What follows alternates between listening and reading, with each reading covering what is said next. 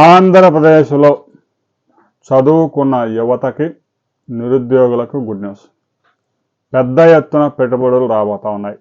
తాజాగా Apple electronic city రాబోతా ఉంది రాయలసీమలో. లేపాక్షి ఓరాకల్లు మధ్యలో ఈ సిటీని డెవలప్ చేయబోతున్నారు. దాదాపు 12,000 ఎకరాల్లో 2 లక్షల కోట్ల రూపాయల పెట్టుబడులను ఆకర్షించేందుకు రాష్ట్ర ప్రభుత్వం మౌలిక సదుపాయాలు కల్పించే బాధ్యత తీసుకోబోతోంది. భూములు సేకరించడం, అందులో చక్కగా రోడ్లు నిర్మించడం, విద్యుత్ సదుపాయం కల్పించడం, నీటి సదుపాయం కల్పించడం, ఇంటర్నెట్ సదుపాయం కల్పించడం, పెట్టుబడులను ఆకర్షించి పెద్ద ఎత్తున నిరుద్యోగులకు ఉద్యోగాలు కల్పించడంతో పాటు రాష్ట్ర ప్రభుత్వ ఆదాయాన్ని పెంచే మార్గాలు అన్వేషిస్తా ఉంది. కేవలం ఇది ఒక రాయలసీమకే కాదు, ఆంధ్రప్రదేశ్ మొత్తానికి రాబోయే రోజుల్లో ఈ కారిడార్ ఏదైతే హైదరాబాద్ నుంచి బెంగళూరు కారిడార్ ఉందో, ఈ కారిడారు ఎలక్ట్రానిక్ పరిశ్రమలకి హబ్గా మారబోతోంది. ఒకవైపు శంషాబాద్లో అంతర్జాతీయ విమానాశ్రయం ఉంది, పుట్టపర్తిలో విమానాశ్రయం ఉంది, కర్నూలులో ఎయిర్ స్ట్రిప్ ఉంది. ఇక బెంగళూరు ఎయిర్పోర్ట్ కూడా హిందూపురం, అనంతపురం, లేపాక్షి ఈ ప్రాంతాల వారికి 3 గంటలు 4 గంటల్లో వెళ్ళే సౌకర్యం ఉంది. రాబోయే రోజుల్లో అనంతపురంలో కూడా ఒక అంతర్జాతీయ విమానాశ్రయం రాబోతా ఉంది.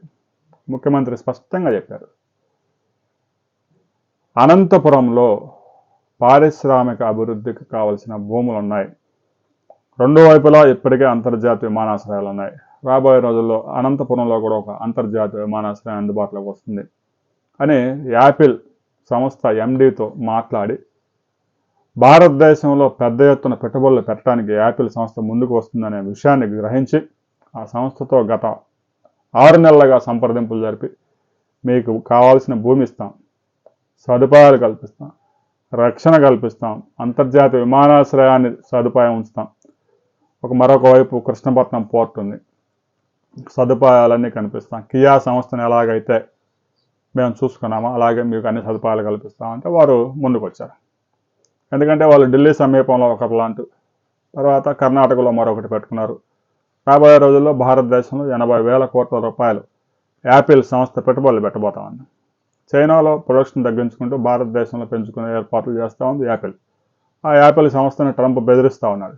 అమెరికాలో మీరు కనుక తయారు చేయకపోతే యాపిల్ ఫోన్లు 100కి 25% ట్యాక్స్ వేస్తానని. అయినా సరే యాపిల్ సంస్థ భారతదేశంలో పెట్టుబడులు పెట్టడానికి ముందుకు వస్తుంది. రాబోయే రోజుల్లో ఆంధ్రప్రదేశ్ పారిశ్రామిక హబ్గా మారిపోతా ఉంది.